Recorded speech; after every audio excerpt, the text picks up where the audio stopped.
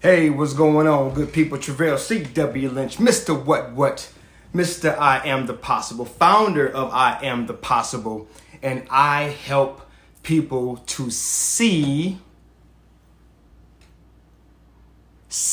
what they are so they can like what they see. I am on a mission. If you did not know, I am on a mission to fill the world with people that like themselves and who know what they are makes it possible for them to do so. Listen, today I want to talk to you about this idea, right? This idea of what if you were an ocean? What if you were an ocean? And what I mean by that is an ocean is deep. An ocean is deep, right? Many times when we think about an ocean, we're either on a boat or we're on the shore. But 9 times out of 10, whenever we think about an ocean, it's coming from a perspective of being in a position or from a vantage point or a perspective of the surface, seeing what's on the surface. I don't know if my lighting is good. I'm going to adjust my lighting or adjust. See, got messages coming through. Oh my goodness. I'm going to adjust that just a little bit. But whenever we think about an ocean, right, we think about seeing the surface. And many times people will not venture into diving into an ocean, whether it's the fear of sharks, whether it's the fear of squid or stingrays or some other type of creature that lurks beneath the surface, right? That can gobble them up or that can, attack them. And so many times people want to stay on the surface of the ocean. They don't want to go beneath. They don't want to dive in. They don't want to see what's beneath the layers. They don't want to go to those deeper depths. I forgot what it's called, but you ever see those people where they got the tanks on their backs, right? They got the helium tanks strapped to their backs and they dive into the ocean. And they're able to go so far down. But after so far down, I guess the compression starts to wear on the brain or starts to wear on the heart. So you have to go down a little slower. But there's always a danger. There's always a risk. There's always this fear or this apprehension of going deep, of getting down beneath the surface of an ocean. And what it does is it robs many people from seeing or beholding the beauty that is waiting beneath the surface. There is so much beauty. There are so many things. It's like the ocean is like a world beneath the world. There is a whole ecosystem. There's a whole world, right? If you've ever watched like the Discovery Channel or you watched, like a PBS special, like when I was coming up, they would have these, specials where, they sent cameras down beneath the ocean and you would see all this vast beauty, a whole ecosystem beneath the surface, because you can only see so much. You can only know so much at the surface level. Well, I tell that story. I share that example because beneath our surface, beneath this skin of ours, there's so much beauty. There's so much of you yet to be discovered. I'm trying to find those right words. There's so much of you that is undiscovered. It's uncharted land, so to speak. And many times, just like the ocean, we're afraid to go deep because we've been conditioned for years to fear the sharks of our lives. In other words, we are conditioned from very small to find what's wrong, to find and to fixate on what's wrong with us. And when we do that, We become so brainwashed. We become so alienated from our true, authentic self that all we know is the surface. All we know is the layers of many lies that people have painted on us for so many years. People that don't really know our value, people that don't really know our worth, people that don't really know us like that. They've painted these lies on us. They've called us names. They've abused us. They've mistreated us. I'm going to raise my hand first. I've been molested. I've been abused. I've been talked about. I've been bullied. I've been alienated. I've been shunned. I've been pushed away. I've had my life come to the brink of being taken multiple times. I've been through some stuff, and so I know what it means to feel worthless. I know what it means to feel like an outcast. I know what it feels like to not feel like I fit in, to not have a place, right? I know what that feels like. And so, and then I apologize about the lighting in here. It was so much better when I first went live. So I hope, let me kind of change angles. There we go. We get some better lighting here. There we go. So I get it, right? I get it. I've been on the other side of the tracks. I know what it feels like, right? To be afraid to look myself in the mirror. Because I was afraid of my own reflection. I was afraid of what I might see. I was afraid of what I might discover or find out. And this is the trick to it. What I discovered was true and like real. It wasn't that I was afraid of what I would truly discover because I didn't know what was beneath my surface. So I really wasn't afraid of discovering those things. What I was afraid of was confirming the lies that were told about me. Does that make sense? Right? Are you at that place in your life where you're like, yo, Treveal, I don't want to dig deep, man. I don't want to self-discover, right? I put in the description of this video, and one of the things that I believe in so thoroughly, like a core conviction of mine, is that the greatest form of self-development is self-discovery, right?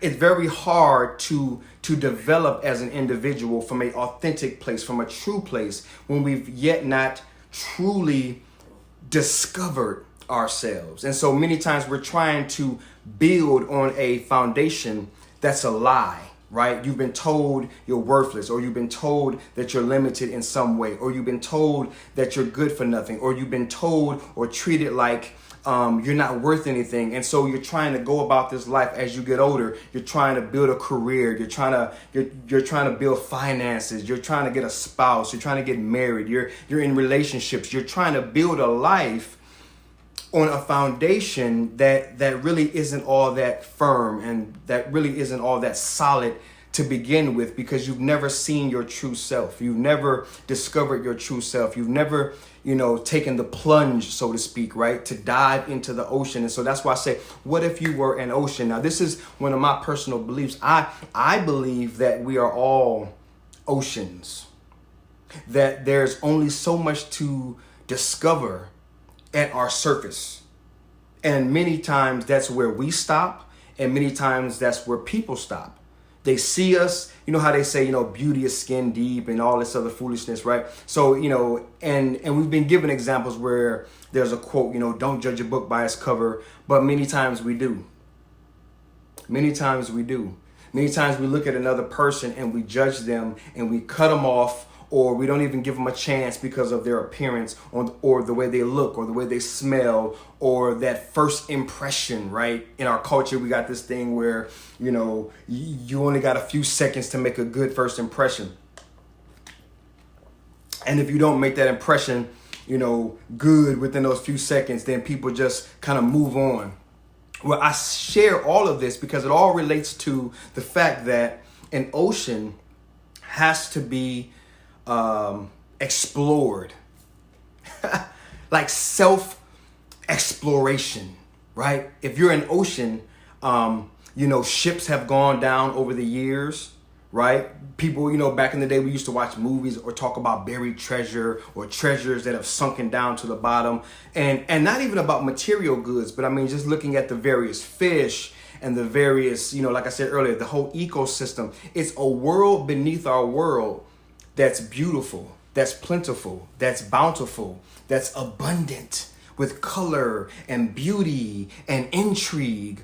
But if you're not brave enough, if you don't muster up enough courage to go and dive in, you'll never witness, you'll never touch, you'll never be able to appreciate, you'll never be able to behold and connect with that level of beauty. Well, you and I are the same way, man. We're an ocean, and if we don't self-discover, if we don't get deep down within ourselves, if we don't take a chance to look beneath our surface, not what they said, not what they told us, not what they, labeled us as, but I'm talking about you taking time and you looking beneath the surface. I use this as one of my props in a post that I made earlier because, magnifying glasses help us to look at something and see something that we otherwise wouldn't be able to see. Like, for example, this little CarMax, right?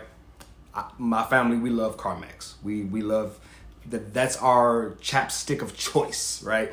But my eyes aren't what they used to be, and so when I look at these little wording, I really can't see anything. Now, I know that there's words on here, but I, with my naked eye, and these are not my prescriptions, so I'm struggling to read what this says. Now, there's valuable information on here, right? Perhaps I'm allergic to an ingredient, but if I can't read what the ingredients are on this chapstick, I may put it on and I may be exposed to that because I wasn't able to see it. But with the magnifying glass, I'm able to get a better perspective, a better perception. I'm able to see exactly what it says. It illuminates, it enlarges, it allows me to discover what it says.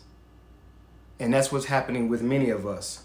We're not magnifying ourselves. We're not looking beneath the surface. Have you ever looked at your hand? I know you've heard that example before. No two hands are alike. No two patterns of a human hand is alike. No two fingerprints are alike. That should tell you how valuable and that should tell you how precious you are. That should tell you how amazing and how uniquely you were created, right? That should tell you how much you're worth to our Creator, because He made sure that He did not cut you from another cloth. He made sure that you were not just another cookie that was cut like all the rest of them. He made sure that you were unique and whole and complete and special from everybody else. Because if you look, you can see things in you and on you that you can't discover on anyone else. Isn't it about time that you began to magnify you? Maybe it's time for you to begin to wake up in the morning and say, I magnify me. I magnify me. I want to know more about me. I put a link here in the video if you're interested. I just came out with a new workbook. It's called the What's My Worth Workbook. It's a series of valuable, in-depth assessments and encouragements and just tools that you can utilize. You can click the link in this video right now, go right there to it, right? A couple steps and you'll get your free download right now. And you can begin today to begin to self-examine and self-explore and not looking for and not finding fault with yourself, but finding what's right with yourself. See, we've been taught to ask the wrong questions. Tony Robbins says, it doesn't matter what you ask. If you ask the wrong questions, all you're going to do is get the wrong answers. And we've been asking ourselves the wrong answers. We've been looking for, well, what's wrong with me? Where's my flaw? Where's my cut? Where's my bruise? Where's my blemish? Where's what's wrong with me?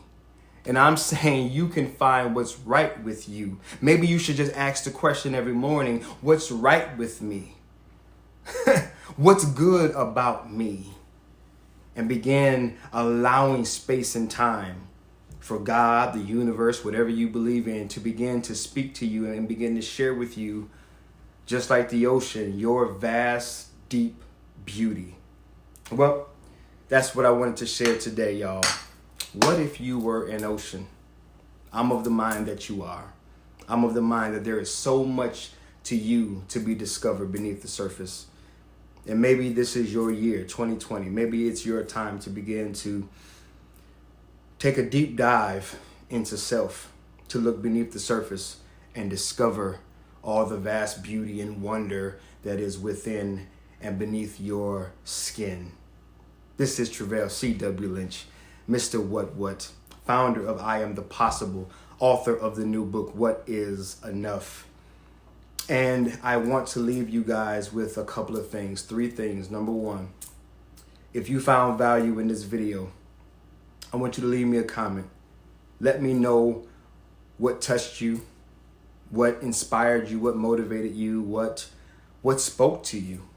I want to hear back. Let me know if I shared anything that touched you or that helped you in any way to become that much more satisfied with yourself. Remember, I'm on a mission to fill the world with people that like themselves. This word like is defined as to find something to be enough, adequate, and satisfactory.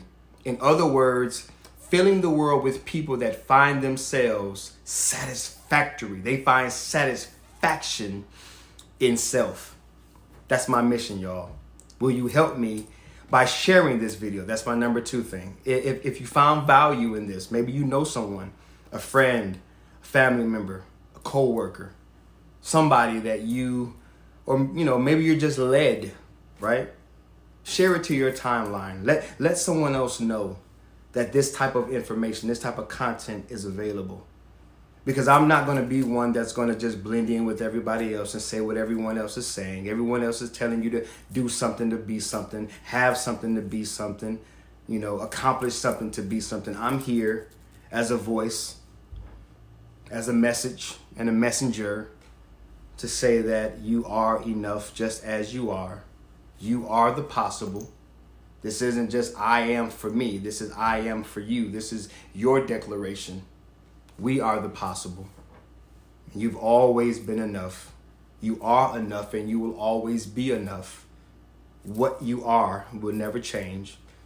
So if you know someone who may need that message or may need to be reminded or need to hear this for the very first time, I want you to share it out to your timeline. And lastly, I want to leave you with my favorite quote, my favorite saying, my favorite declaration. Because maybe you've never watched me before. Maybe you've never heard me before. Maybe you've never been exposed to this idea before. But I want to leave you with this. The greatest thing, I'm talking about the greatest. I'm talking about ain't nothing higher, right? The greatest thing that you will ever become is accepting of what you already are. I'll say that again. The greatest thing that you will ever become. Because I know we're trying to become all types of things. We're trying to be everything to everyone.